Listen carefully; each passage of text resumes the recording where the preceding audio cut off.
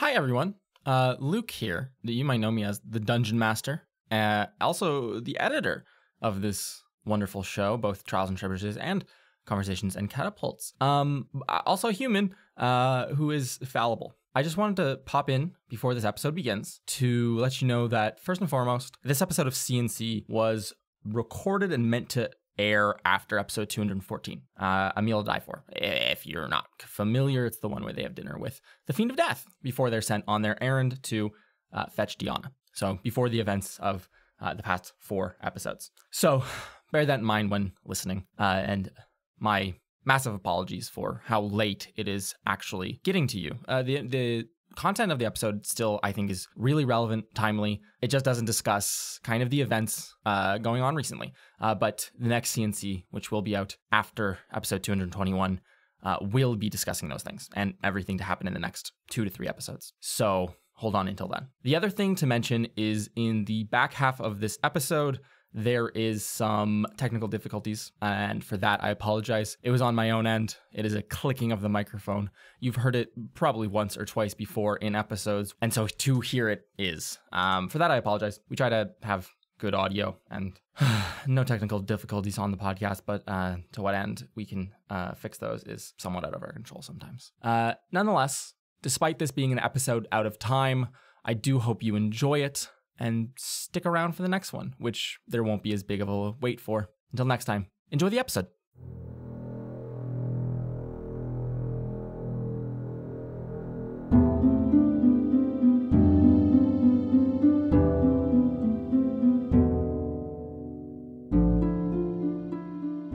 Welcome to Conversations and Catapults. I'm your host, Nathan, and today I am joined by a group of imps portraying the podcasters of Trials and Trebuchets. Introduce yourselves, imps. Hello, my name is Imp Number 1, and I play the players whose name is Bean. Hello, I'm Imp Number 2, and I play Fartla, and Fartla plays Fintegrity Fiddleberry. Hello, my name is Imp Number 3, and I play Same, who plays Serpiterpiter. Yes, I only have Serpiterpiter. 3 imps joining me this episode. I was about to say this week, as if we're a weekly This podcast. week. We will never, I want you to know, we'll never have a regular release schedule. You'll take the terrible allowed. release schedule out of my cold, dead hands. But no, unfortunately, Sarah was unable to join us. We had some technical issues that we unfortunately just couldn't sort out. So, Sad. Fucking issues suck. We miss, you know what? We are at the mercy of technology. We miss Sisira, the one who plays Mara Mirshawn. Technology. God, oh, what a shame too, because like we were getting into the intros, and it was right when Sarah did her intro Yeah. that Yes. all the audio is lost. So we never got. I don't think we got to hear the whole thing either. Like, Damn shame. What a shame. Damn shame. would have been so funny. But we forge ahead, the 4 of us, as we discuss episodes 313. No, not 313. 313. Whoa. Yeah, so as, the ship cruises through the astral plane, and you all have just reached level 15. Holy shit. Episodes 213 and 214, where we got to see the crew haggle with a deposed captain. We got to see some gambling, boobing, a high roller, a perfect play, and then a lovely dinner, a really comfortable dinner with the Fiend of Death. Everyone, I really want to hammer in on, we finally got our own Ember Island players in canon, which I think really sets a series up for success. I wanted to ask you all about that moment in particular when you realized what was going on. But also, I realized the more important thing, which was if we could see an in-fiction stage adaptation for the entirety of your adventures of the podcast. Tell me, what would they get wrong? What would they get right? And what would they end up calling Winsler? Okay. So Yeah, how would Winsler be portrayed? So first of all, I think the naming conventions would be all wrong. They would either be like a couple letters off or completely different names entirely, because I feel like a lot of side characters or like background characters who like we maybe saw once or twice. We only saw them the once, so their names are probably going to be something like crazy, like Joe or something. But I think Windsor would probably be portrayed in a more... They would probably hone in on his more gremlin tendencies. So all the situations where he's just being like a little fucking freak, like causing mayhem, they would portray less of his like, niceness and stuff, and more of the fact that he would be just an agent of chaos in the worst of ways. Like, for example, he appears on stage throwing lemon bombs around, like just literally tossing firecrackers around into the crowd, maybe. So, for example, Winslow's solo trip in Isithil to go visit Celti to get gifts for his friends. The whole gifts for his friends thing wouldn't be there. It would probably just be, this is all for me, right? This is all my stuff. So all of that goodwill that was probably there, completely get rid of it. The Bird Council, he didn't just, leave with fucking Mr. Wiggles. He killed them. Killed all the birds. It would probably be something warped like that. God, how would the events in your own stories be warped? Carla and Sam, like what would the things that would be taken out of context or twisted from the whole of the adventures here? You see, integrity is already, like the bronze. Wait, no, the muscle. Like she's all about that muscle and being strong and being fast and being fit. But she's supposed to have. Why are you laughing? It's just such an insane way to lead in.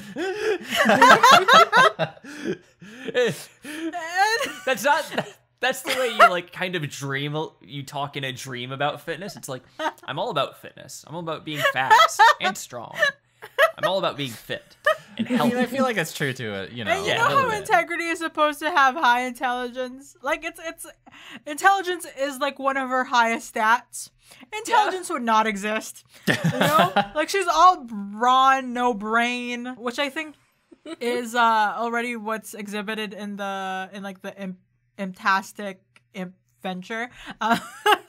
And the funniest thing that I could think of that they would get absolutely wrong is the whole progenitor scenario. I was like who I swear my life to. Like the progenitor is this like menacing, cool snake slick like thing. And I feel like they will choose a tiny baby little mushroom that grows in fairyland who goes, tee-hee, let me kill you with my poison. Oh, interesting. See, I wasn't expecting that. I was expecting the progenitor to still be this big, bad, evil thing, like this terrifying visage. And then they portray integrity as being too dumb to know what he's talking about. She thinks she's just signing up to get a black streak in her hair. She doesn't know. Wait. Oh, you're gonna swear my life? You're gonna swear your entire life to me, integrity? Oh, yes, you're gonna... Okay, let me take your entire life and let me give you a streak of hair and some super cool powers. Great job. Oh my gosh, is that like that's a very scary reality. Sam, I think the Fred fiasco is probably like the big one, right? Oh, like, absolutely. Serenep's this like temptress leading on Fred. Like, or stringing these two boys to fight each other until they unite against her. Like, my first thought of, like, what would, like, how would, like, she look in this? Like, that one time where we went to Isithil and I had a bunch of, like, rings on my finger to, like, be, like, shiny in the environment to kind of match up. It's that all the time. And, like really like gaudy, like expensive, like just playing up the all whole the rich appearance. Yeah, like very like I'm thinking like snobby, rich, doesn't want to get her hands dirty, like I'm too good for the nobility. I don't want to be a noble anymore. I'm above that. Imagine being too noble to be a noble. That is insane. Serenith could be like Doja Cat during that award ceremony where she's just like all blinged out Like she just has like Swarovski or like something all over her body. Is that Serenup's dream? I don't This is know over the my head. reference I'm to not this. I'm so culturally- sorry. Yeah. I'm sorry. I don't quite know Carl, what that I'm really means. sorry. The one person who might have been able to like understand the reference unfortunately had technical issues. So we Okay, I'll just listeners, message please Sarah write in a and- review letting us know if this reference is good or not. You can leave it on our iTunes or your podcatcher of choice. Make sure it's 5 stars or else we won't see it at all. We won't even notice it. No, but yeah, like dressed to the nine, always has like a bunch of jewelry, expensive stuff on. Like you're talking like temptress of like making everyone do her bidding. That whole thing. Yeah, they would make her just a horrible person, basically. Yeah, God. It's really weird because now I'm just realizing that to a certain degree, this kind of talk is like, oh, how would your characters be portrayed in a really bad fanfic? Like by someone who has only ever listened to half of the podcast. That'd be amazing.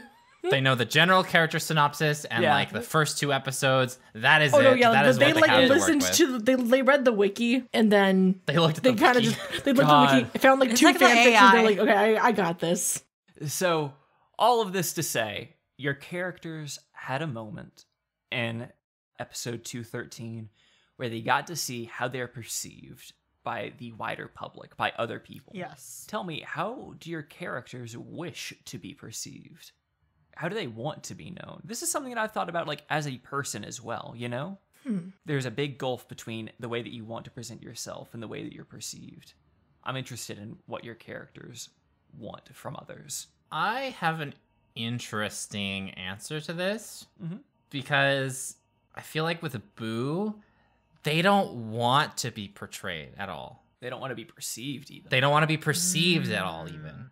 But in the event that they have to be perceived and they have to be seen and such, I think the best portrayal that they think they would have doesn't focus on any of their past faults or anything that sort of alludes to the negatives of their personality. He would only want the best parts to be seen, really. Alternatively, like another potential interpretation is like if he has to be on stage for something, he would want to be the guy who shows up for one line and then is not on stage ever again. It is like, you know, introducing himself. He's just Joe. I don't want to be known as anyone. Like the best I can do is fade into the background. He takes the concept of a one-liner and embodies that into his very person, is essentially the best way to put it. Do you think that's because he dislikes himself to a large degree? Like he doesn't want to be perceived because he isn't happy with who he is? I think there's definitely some sort of like distaste there in how he sees himself and how he treats himself even. Mm-hmm. He's definitely extremely hard on himself. He doesn't allow for any sort of opening from anybody else. And if it does sort of get that way, he immediately closes the door. Like he doesn't want to deal with any of that sort of stuff.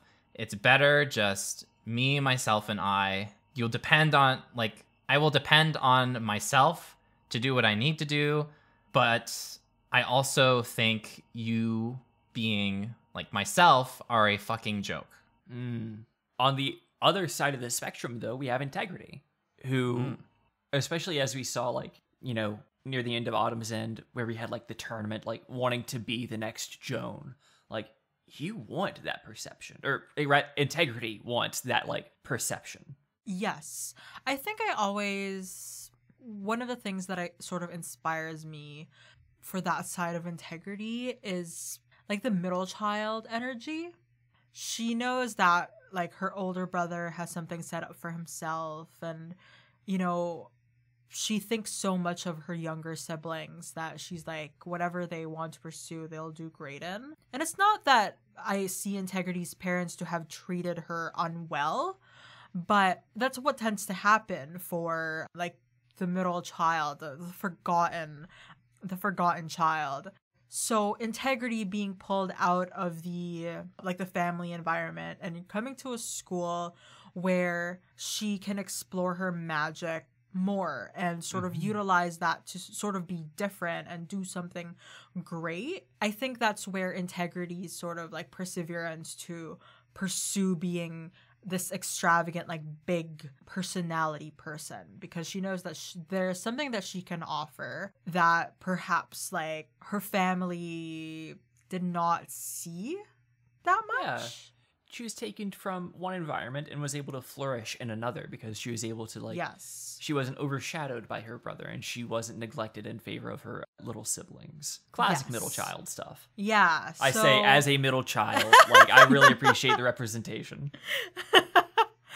So it's just like an easy energy to encapsulate, I feel. Mm-hmm. Because like when you try to have a goal of, oh, be this big personality, it's easy to sort of slip into that versus like the subtleties of a personality, right? Tell me, do you think Integrity like uses that big personality, that brashness, that boldness in order to control people's perception of her? Like, I'm going to make sure you notice me and I'm going to be the one to like decide what you think of me.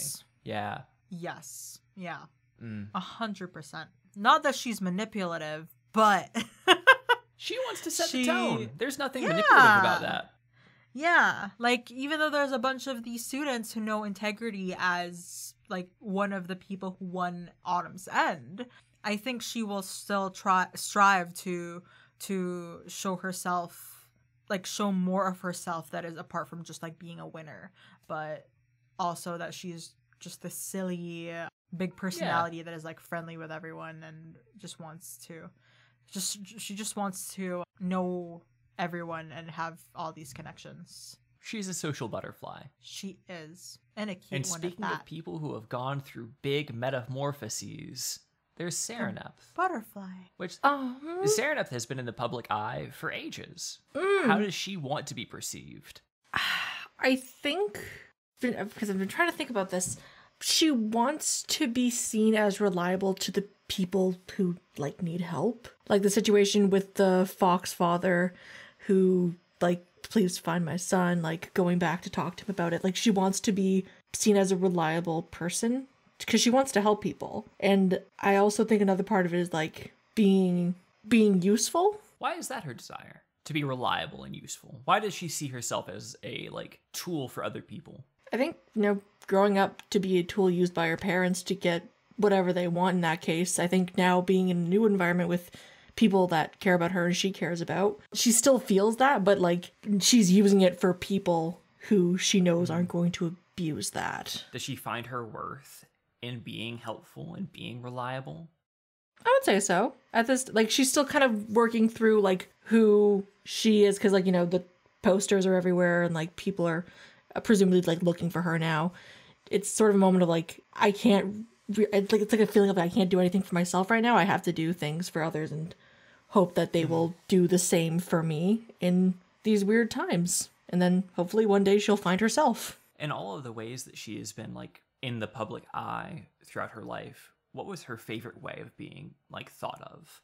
Because we've seen it in the podcast. She's gone from a select student, like, needs to be kept on track and all of that good stuff. And then she is a princess to be, where everyone knew her name. And then she is an outlaw. What has been her preferred way of being known? Because no matter what, she is known by people who are strangers to her. Yeah, I think like going with the podcast and everything, her favorite moment of being known was being a part of Swim. I think especially during the Autumn's End festival, like doing She wanted to be known more as a troublemaker, as a tournament like fighter. as a participant. Even like I think the fact that even like she wasn't at the very end of the tournament because she got knocked out. I think she prefers that more because of the fact that like she wasn't as much in the public eye at the very end of that. She got sent off to the hospital wing or something like that, and she got to relax and she found out that her team won and she was happy with that. Hell yeah. I really appreciate your thoughtful answers there. And I'm hoping to get a few more from y'all. So, because not only did we go to the theater, we also had a dinner. We had a dinner and a show.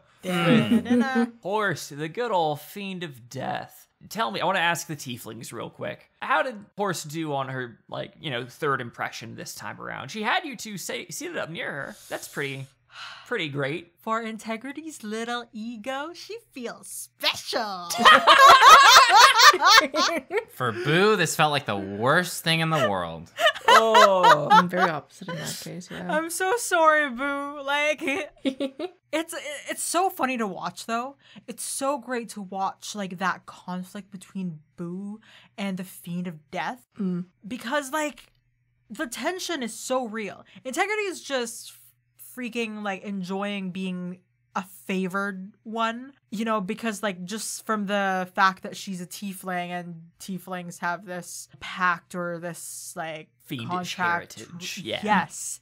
And she feels at home here. Well, not at home, because if I say at home, then I'm going to stay here forever, and I don't want that.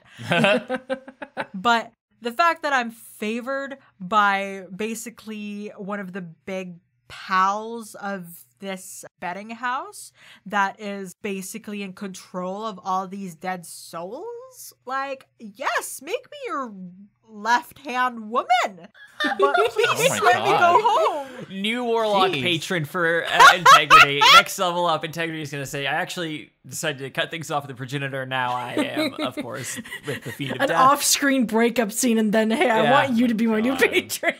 I wanted to collect all the pets, but not anymore. I want to collect all I the want to collect patrons. There we patrons. go.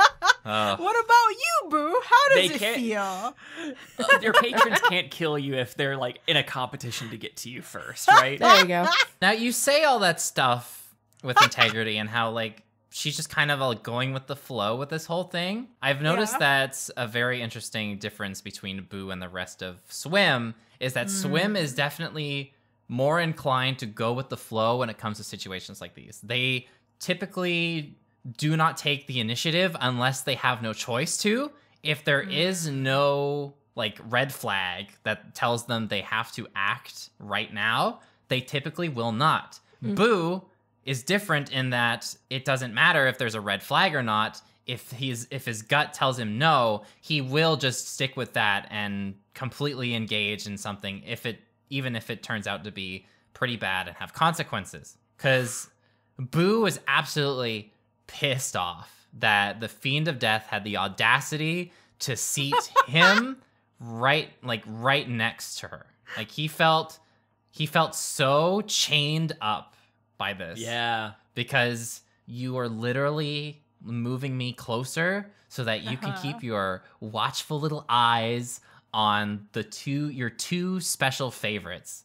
And he just wasn't about that. He thought that was the most insulting thing she probably could have done. Ooh. Oh. Insulting in what way? Insulting in that, like, he was already distrustful of her as soon as, like, the first meeting, right? The way that Yes. she treated both Integrity and Boo. Boo does not like to be treated like some sort of toy, which is kind of what the Fiend of Death was doing this entire time. Like, she's definitely toying with Swim and Boo, Yes. and, like, Not Boo to knows mention- that. Boo had an entire interaction with the Fiend of Avarice that, like, the rest of Swim was not present for. That really, I think, set the tone for, like, his perception of the Fiends, which was being seen and immediately being objectified. Immediately being like, Yeah. I could exploit you. Yeah. I could, oh, you look strong? I run a fighting pit? Perfect. This is what Fiends do. This is, like, the first thing out of Yint's mouth was like, you look strong. Yeah. You want to fight for me? And Boo was immediately dismissive of that.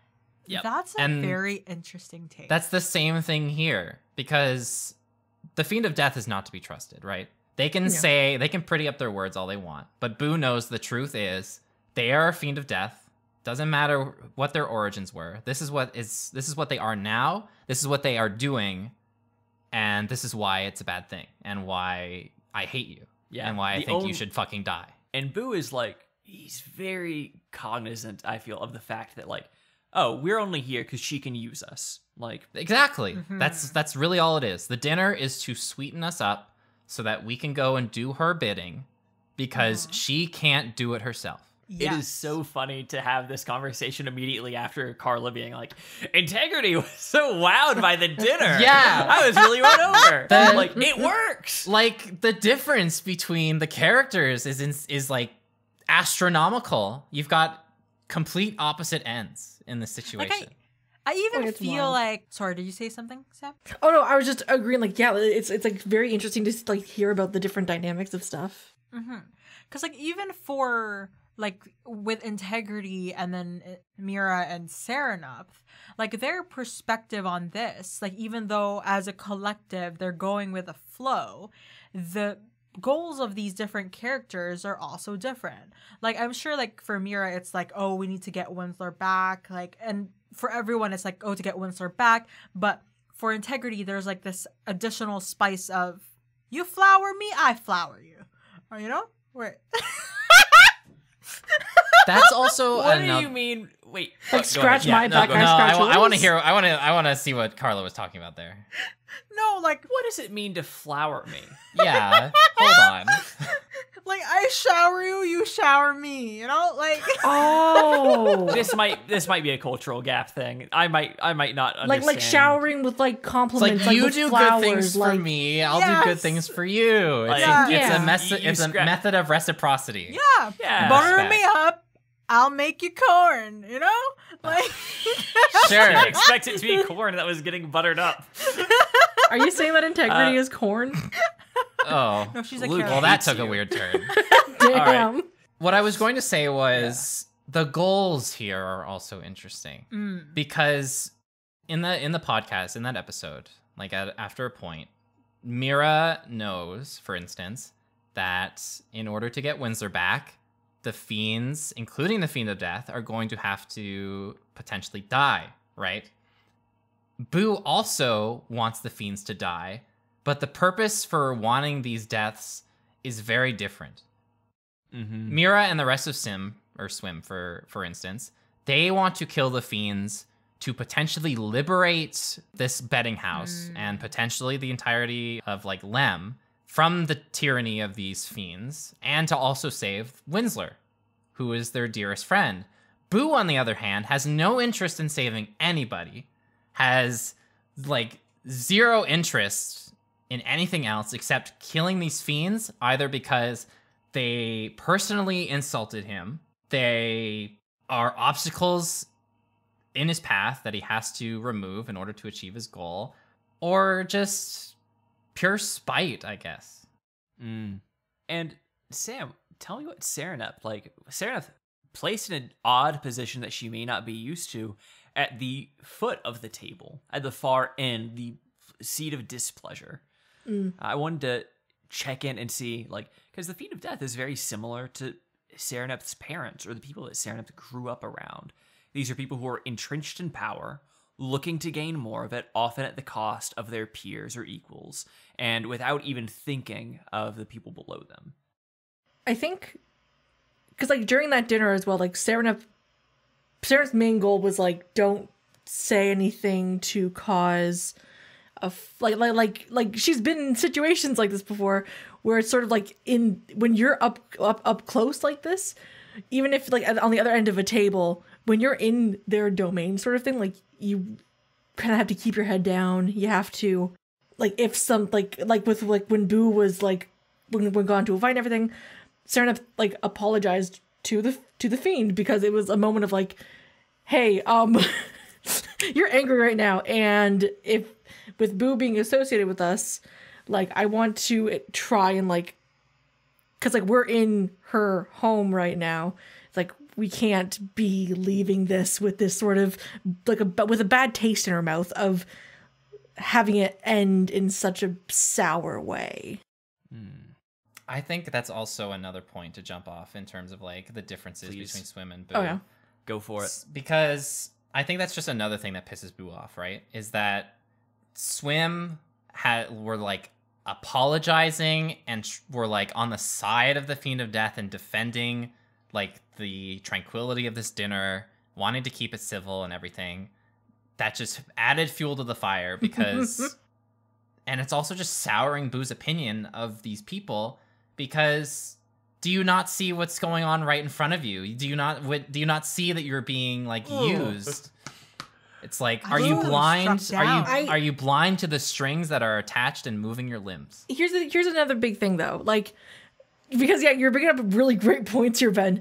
When you look at the differences between like Swim and Boo, experience and age are very big things. You can see Oh, it's a Swim, huge- like from it's a the beginning huge, of the like, podcast to now, Swim has become a much more was calloused when it comes to, like, Mira has reached a point of, like, they're just gonna use me for blah blah blah. Like, she's kind of already reaching that point, but there's still like a level of I'm a younger person who like we're students in a big school. Like, there's a level of respect you kind of just always have when it comes to authority, no matter how much you don't like them, because that's just the environment we've been in.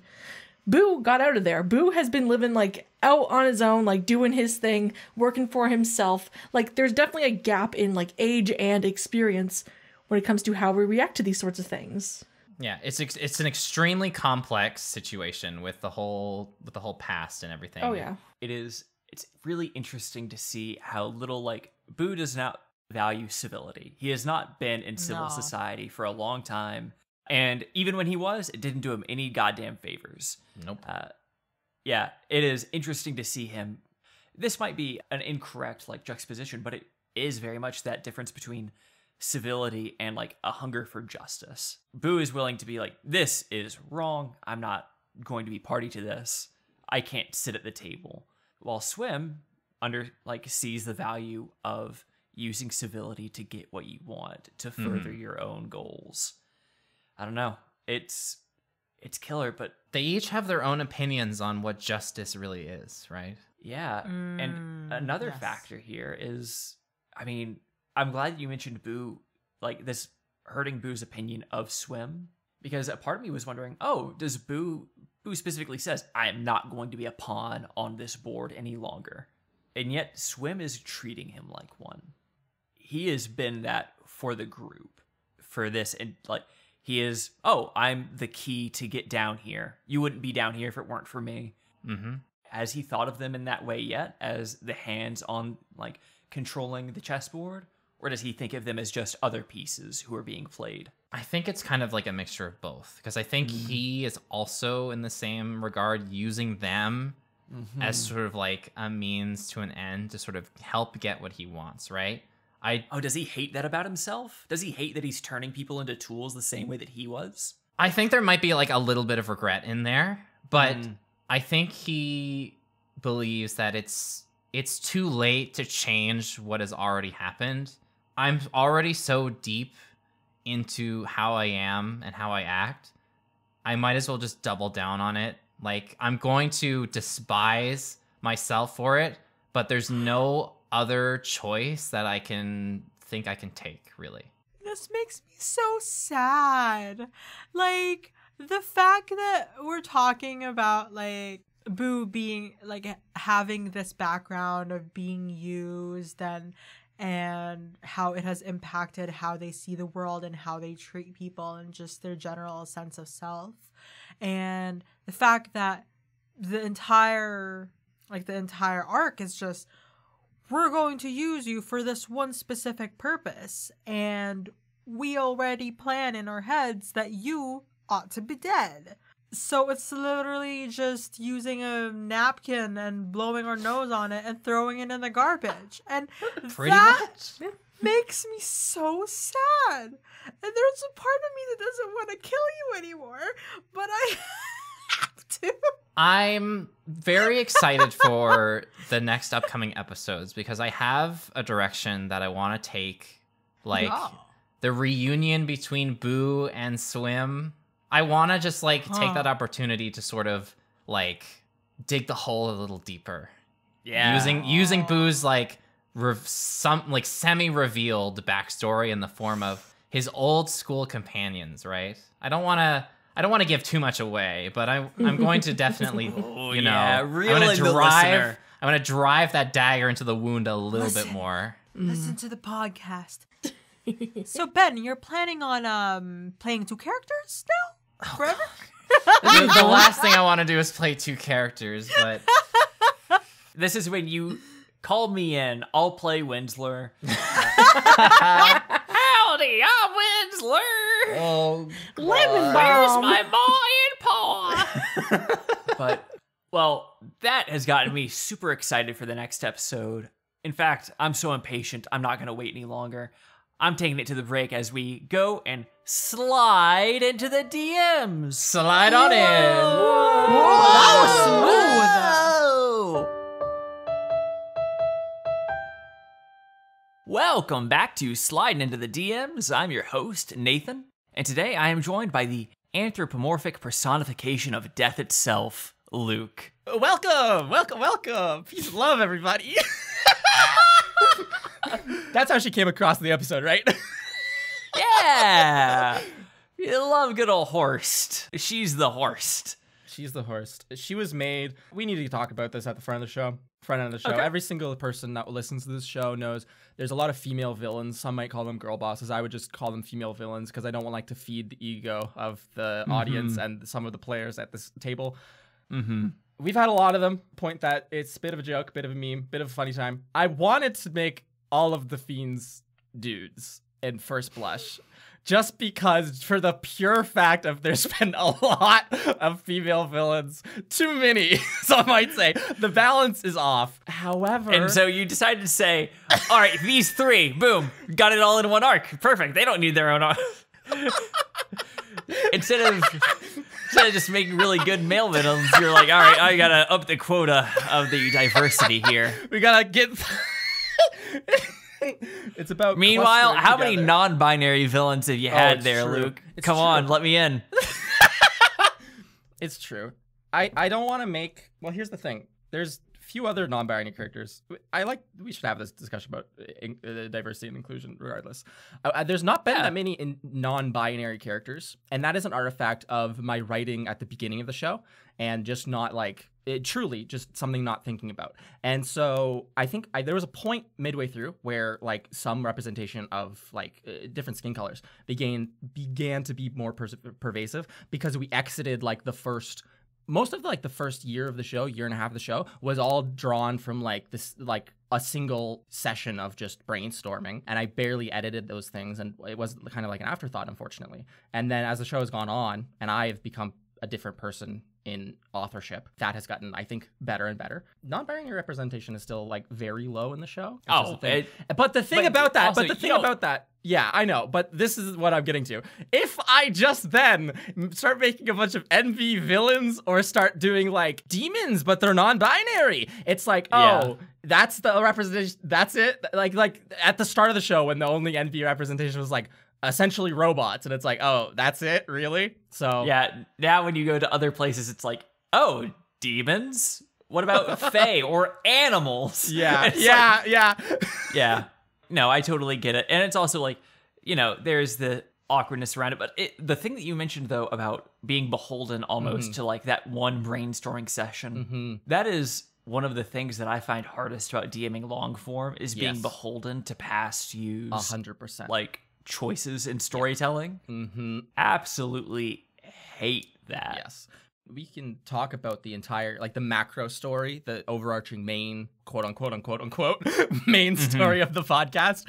And the hand I was dealt from the beginning of the podcast was poor, right? And so there came a time where I had to just like, I've talked about this before, where the scope of the game, the scope of the campaign expanded. And I was like, the initial prep was not ready for such a thing. And so I had to drastically change the way certain characters interacted. Taras is a good example of that. Early on, Taras has a vibe, a very villainous, a horrible vibe. And then the next time we see her, she's just like buddy with Mira and is much more like amicable, much more of like a ally to the party, as it were, which is like a deliberate change on my part. And then, like, I think that big rewrite happened predating, like just around the end of Food for Thought, because it was me setting up like Nesca existing and everything like that. Ever since then, I still have like the general same arc of like that main story going on. Sometimes I do think back on it and be like, damn, you couldn't have done better at like setting some of this shit up early on. You're really gonna, because the story is gonna be obviously primarily like backloaded, right? We have all these mysteries, we have all these little hooks set up. And so as we approach the end, impending end, it's gonna be like checking off all those answers or getting like the important things answered. I don't think it's necessary to answer and solve every single thing. It's way more fun not to. Fool's errand. Absolutely. But like resolving the important things and making it feel, satisfying, right, is going to be like so backloaded, which is something that in the future, I'm going to try not to do. And you can see that in some of the arcs as they've developed over the game's length, is that like the answers start coming, or like plot threads are almost like the beginning plot threads, and then they lead to the middle plot threads, and then they lead to the end plot threads, as opposed to just a single long thread spanning out. Because then even in like in the span of like an arc, right? It's sometimes I'm like, I don't want to do the thing that we started out here. I think this arc is turning into something else, and I want to explore that, right? And so like there's that kind of thing as well, which is a much more short-term like responsibility. Do you ever have the thing of where like you lose interest in a thing that you're previously like, I'm excited enough about this to write a whole arc about it, and then you get to it and it's like, you know what? This doesn't catch my fancy as much as I thought it would. It's happened time or time before. The biggest one I can think of is Trading Places.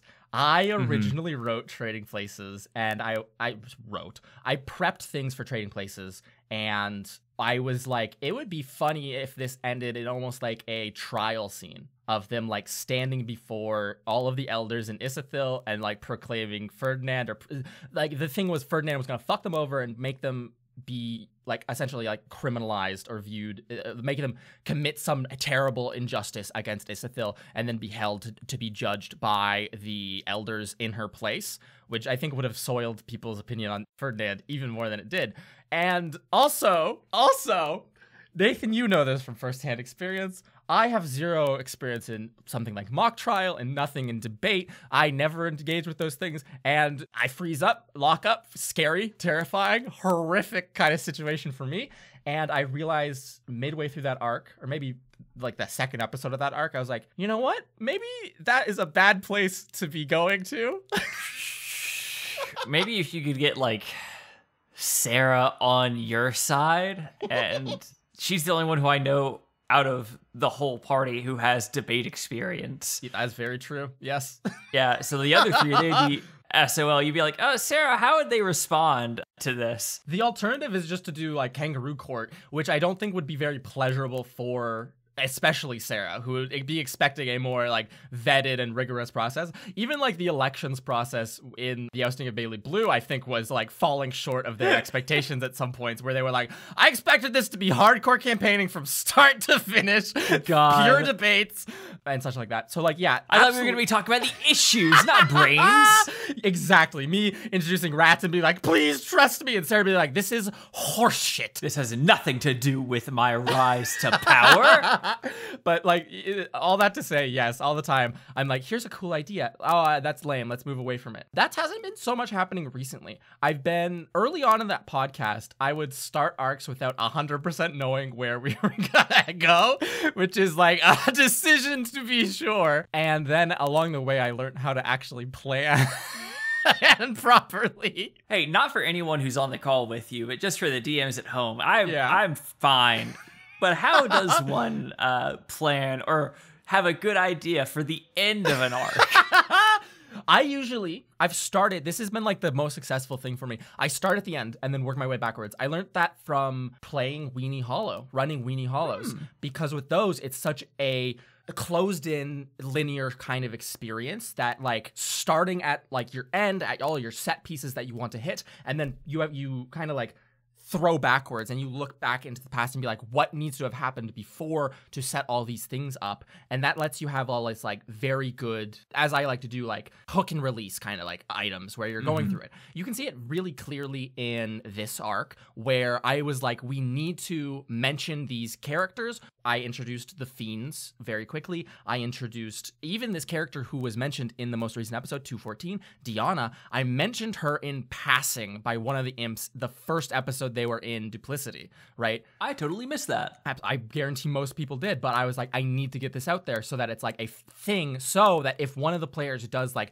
pick up on that little detail, it'll pay off for them in the future for paying attention like that. I had to introduce Kreshel because I had this plan of like, I'm going to somehow trap them in the betting house, in the casino, right? And so having Kreshel there as like a boat captain for them to inevitably, when they had to get into the river or somehow find another way out, they'd already have met this character, right? And I even said this, I think, in CNC, where I was like, oh, it wasn't, like, Creshel wasn't that much of a character. It was, like, an interesting conversation, but not super important. But I needed to introduce them at that point because of, like, later importance, right? Mm-hmm. Yeah, you can't have the solution to a problem introduced, like, after the problem has happened. Exactly. Yeah, otherwise it is just, oh, hey, I'm the solution the DM came up with between sessions. Because then the chains get broken and they're talking to this little imp in the elevator and they're like, the boat, we know a boat captain, right? Like the imp goes, if you knew a boat captain, because they asked. And then they immediately all get to have that. Like, it's very satisfying, like, oh, this character, right? It wasn't me just being like, go over there, idiots.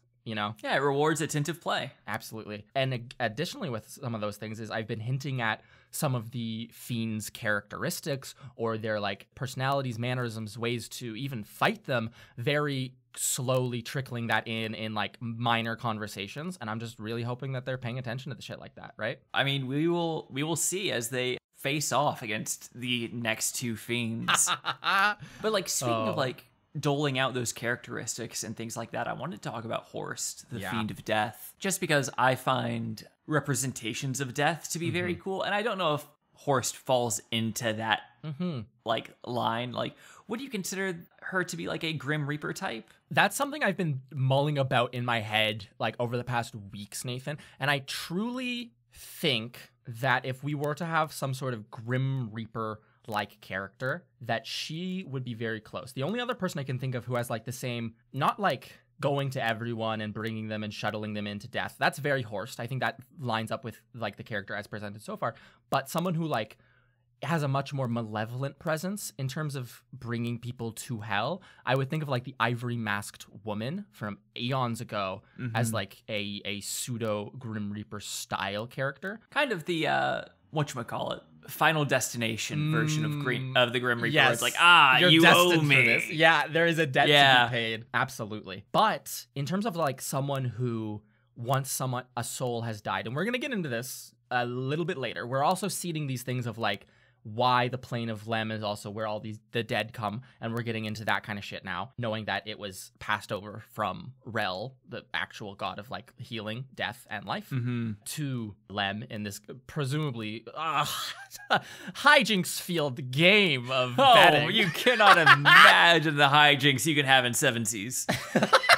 But like setting that up is important, and setting up Horst as this person who she views it as her duty, because it was at one point her actual duty to shuttle the dead onto the whatever their afterlife would be. Whatever form that takes now in Duplicity is a bit murkier. It's kind of more of an abstract idea that's like reference, but we don't exactly see what that's like, right? We've seen ghosts, like in the Fiend of Avarice fight, we saw like those ghosts in the cages dissipate afterwards.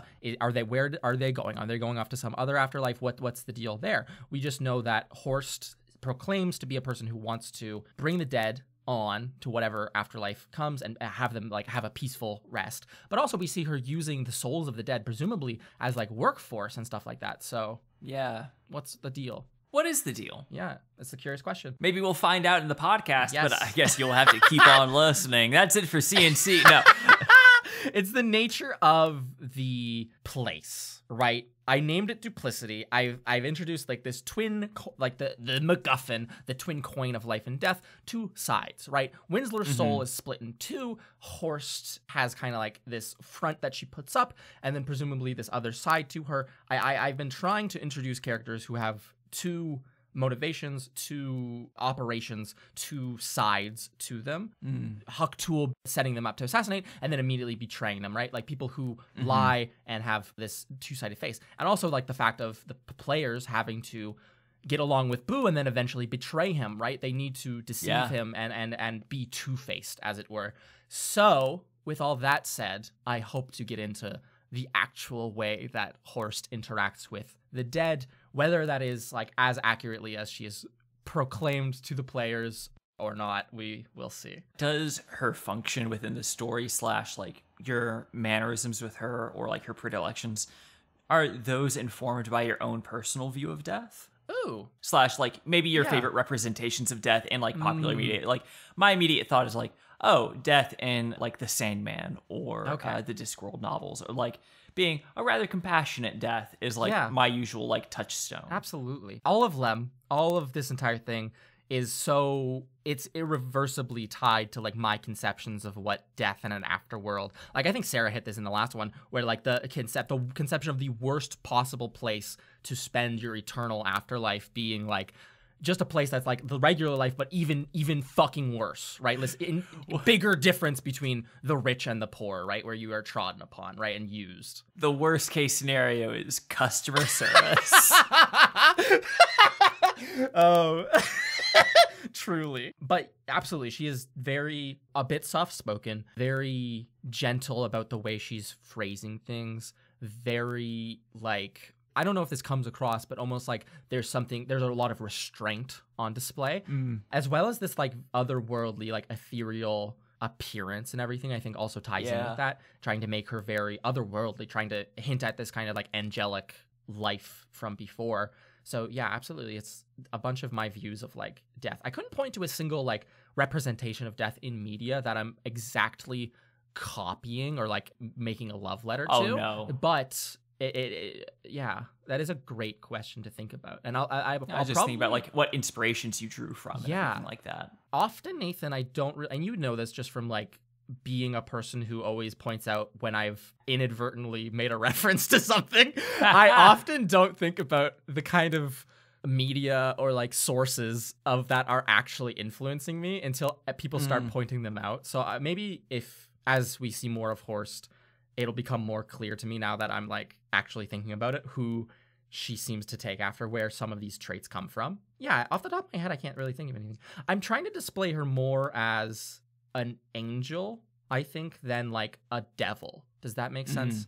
And so it does make sense. I'm drawing from like some more angelic and like ethereal wells, I think. Well, of course. And that's how it has, traditionally been portrayed. Like, I know I can only speak for Christianity, which I was like raised in. But yeah, there like is absolutely like the angel of death, Azrael, and everything like that, and the Abrahamic religions. So like that is often a role that goes to an angel rather than a fascinating, like any sort of fallen angel or anything like that. This is a me note. I love in CNC when we get into a little bit of theological analysis. It's super fun to analyze media through like a very specific lens, and I think analyzing it through a theological lens is very interesting, especially because I think a lot of it can be done. You can probably draw a lot of interesting stuff out of it, as you've done in the past on this show, with the like knowledge, again, because I'm referencing these things and it's not something that I'm consciously deciding to go after. Like I wasn't raised in religion such as you were, and yet still hear all these kind of like touchstones that you can point to at the same thing.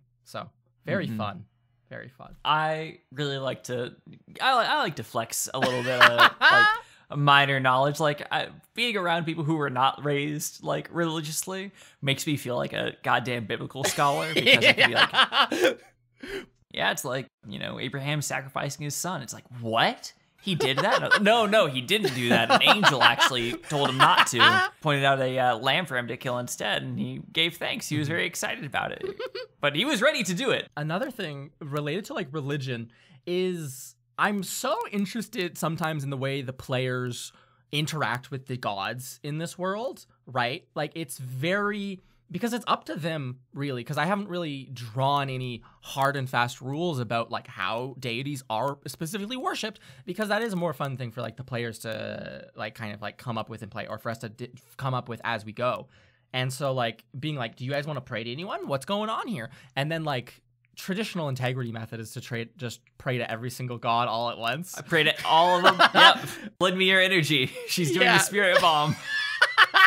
And seeing Mira now pivoting to directly praying to Meafide/Seisul is fascinating. I really enjoy that little touch. I'm very excited to see how that develops / like how you play on that. Yes. Speaking of play, I was really hoping that you could shed some light for the viewers at home. Everyone is asking what the mechanics are to 7Zs. What about evens, odds? I'm going to check right now if I even have rules to evens, odds. Chances are I definitely have a page in this book that has it. Please. I have a diagram of the carts, which is just so stupid. Like those carts with the arms and legs. Even odds is terrible. 2d6 bet on if even or odd. That's so bad. That's why I didn't use it, right? That was like a little that one sucks. The original conception for Sevensies, because I prepped it in case they were going to play with the Imp Hippity while they were waiting to get into like the Fiend of Avarice's like quarters. So like if Mira and Integrity had been like, yeah, let's play a little game together. It was a modified version of like Jax, where you just had to continue making sleight of hand checks and like also or constitution saves as you pick up these little barbs of wire that jab into your hand and cause you pain as you continue and continue. And so the higher the number of like little razor wires you're picking up, the higher the saves and like the checks you need to keep making to continue thriving at Sevensies. That's it. What did it end up being in the episode? Because I was it just I think roll D100. Yeah.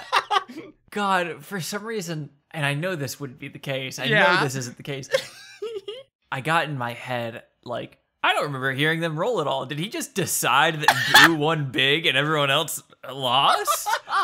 Which I thought was like, that would be that's really inspired. That's would be great. A decision. That's me being like, the dice ruin the game. We're new age. We're not. Yeah. No. I don't want the dice getting in the way of my story. Oh my god. Insufferable. I would be insufferable. Listen, you gotta make the story happen with the dice. You can't have it happen in spite of them. But no, I'm a lover of little mini games. Yes. In D&D. However, I'm also like coming to realize I don't think they work very well. I think there's something like so momentum like killing by like saying, all right, roll 5d8. Now we're going to do rounds of betting. I think in person, you could play some pretty fun mini games. Like, I can point to a system that's not D&D, it's called Dread, where you just play Jenga as the system, right? Like every time it's a horror game, and every time your character does something that puts them in danger, you draw a block. If the tower collapses, your character dies. Like playing games like that would be super fun in person. You could do like a little dice stacking game. You could do like actual playing cards. I was about to say, just play poker in character. Exactly. I don't know if you've been able to catch on to this one. I've been hiding all the card games away and forcing no one to play card games because I'm terrified of doing. I've been trying to work out a compelling way to do a card mini game in D&D. That's not just like stealing from Matt Mercer or stealing from like shitty ass 3 Dragon Ante, which I do not want to use. No. But that is. Fuck you, 3 Dragon Ante. We hate you. I have a fondness for 3 Dragon Ante because it always got mentioned in the 4th edition rules as like this super big thing to play. And I was like, oh, this must be a big important thing in the game. No. Oh, like Hearthstone. But as we quickly approach the Fiend of Whimsy's domain, that's where a lot of card games live. That's the high roller tables. So I'm going to have to, here's the thing. I could prep it and the players might never touch it, right? They probably will based on plans and late in Inception. But it could be a thing where I prep it and they don't touch it. Or it could be a thing where I prep very little about it and I just say, oh yeah, there's a game, and then they go and do it. Such as the Imp play, which I don't know. I was about to get to that. I fucking assumed like an idiot. I'll just reference this and they'll be like, oh, that sounds lame. You had a group full of people who like love Avatar: The Last Airbender. And you thought they weren't going to go see a play put on by enemies about their exploits. So the truth comes out. None of that was prepped. It was just completely an improvised 30-minute imp thing by me. Shredded my voice. I guess. Just get on my level. Do your own imp plays, you know? Make your character. That's why they call it improv. Make your friends sit around while you screech at yourself to their applause and giggles. Nothing could be more fun. I think that worked in most part. I don't know if people could pick this up in the episode. Everyone was fucking dirt ass exhausted. Like you could I've never heard that expression. You can hear how dusted Ben is. Like, he's just like, hello, my name is Ben. Like, Ben had just gotten off a night shift. Carla just got off a night shift. The other three of us are working our fucking jobs, and we're like, and we come into this, and we're all just kind of like a little sleepy, a little sleep deprived, and like everyone is so excited to fall asleep in the theater. Like, you're like, yeah, go, Luke, knock it out, do it. Not Luke. Part of the joy of being a DM for me, I'm sure people can pick up on this, is just making my friends laugh at stuff. I am, for better or for worse, just here to get giggles. Yeah, I think DMs usually have a bit of a people pleaser instinct. Yeah. It's like the little entertainer kid that never got to be. The little theater boy who never was. I was never in theater. That's maybe something that might be shocking to some people. You would have killed in my high school's theater program because our football program wasn't great. Yeah. And so all of the popular kids would just do theater instead. Nathan, I went to a performing arts school, so the same literal dynamic. The theater kids were the popular kids. And as such, untouchable, scary. and so you whiled away your years in the dank, cold football room. Goodness gracious. Yeah. I love the football room. That's the thing that exists. So, yeah, I think you should add little things. Here's the thing. I have like PTSD after Autumn's End for prepping little asides and little entertainment that just no one engages with because we find other more interesting things to do in the actual games. So after that, I'm like, I can just prep this stuff and they'll never pull that line. But they did this time and it was brilliant fun. And then I think it was a great like little piece of, it is filler. We can point to it as a little bit of filler.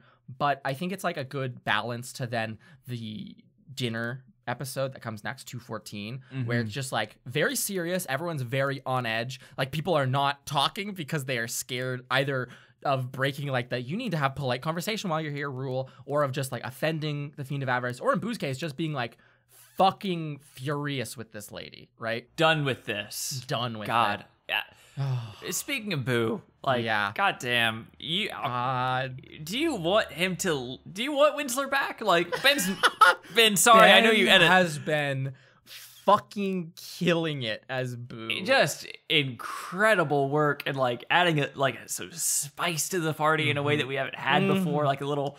But it's also one of those things of like, it can't be forever because then that lessens the impact. Absolutely. Like, he's here to burn bright and die.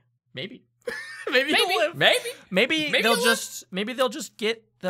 come out of this in an amicable agreement and it'll be like, our buddy Boo who just lives in an abandoned house somewhere. So glad we got him his coin. And then he said, you know what? The journey was more important to me than the actual coin. I'll let you have it. Yeah, then he flicks it over. He flicks it out his way out of hell. I cannot. The stuff that's coming up, the prospect of them escaping hell is the prospect of the like how they're going to interact with the Boo thing, the fact that they get told where like Whimsy is the guy you're looking for. He's got Winsler's soul. He's got that other dude. It's all going. It's all coming to an end. All coming together. It is all coming together. This has been a great arc. Thank you. I think it's been pretty tight. Again, because I absolutely planned it. Yeah, that makes a lot of sense. Oh. But, well, excellent, Luke. I'm so... What's up? Willingly giggly. It's more fun to just laugh at everything. It is. Well, try to contain yourself as I tell our dear listeners how they can best support us. Don't laugh at this. Oh, he's drinking out of his little protein shake. It's gonna come out his nose. There it is. My pink little shaker cup. Well, gang, thank you so much for tuning in. If you like our show, you want to support us, hey, visit patreon.com/trialsandtrebs. Toss a few bucks our way. We got perks for you if you do so. It's great. It's good stuff. You love it. But hey, and if you sign up, for a monthly donation and you come away wanting to give even more, lighten your burden, as it were, just a bit, head on over to trebmerch.com. Yeah. We got stickers. We got shirts. We have some shirts. We're probably going to restock soon. Yeah, some shirts. Again, follow us on Instagram to get notified when that's going to happen. Or Yeah, where join they the can do Discord that. server. Instagram.com/trialsandtrebs. Pay attention there. And also go into the description of this episode and join the Discord server because I will absolutely notify everyone there when there's t-shirts to be bought. And if you want to show your support, but you don't have the spare cash, totally get it. There. Right there with you. Yeah, right there with you. Hey, no worries. Go ahead and just hop on to Apple Podcasts and or your podcatcher of choice and leave a 5-star review. Woo. We have a glitch on our review thing where it only accepts 5-star reviews. Don't. Hey, wait. Don't try it. Don't test Just this. trust us. Don't try it with a 1-star, please. All right, I lied. We just need the 5 stars so bad. That's how they find out about us, That's how we get higher on the charts. It's true. If you want other people to like this podcast, if you enjoy this podcast and you're like, oh, more people should hear it, that's like the number one thing you can do is just leave a review. Maybe tell some people. Maybe go out into the town square and just start giving out flyers for us. Guerrilla marketing. Gorilla. I take that Trials and Treb. This is off topic, but we're in the outro anyway. Yeah. So if you're still listening to this, hey, here's a little Boko for you. bonus. I have a little Trials and Trebs travel mug that I stole from Sarah, and I just use it as just my water bottle, essentially, like anywhere. And my teacher in my radio broadcast class was like talking about advertising and how it's everywhere. And he's like, advertising is everywhere. Take a look around.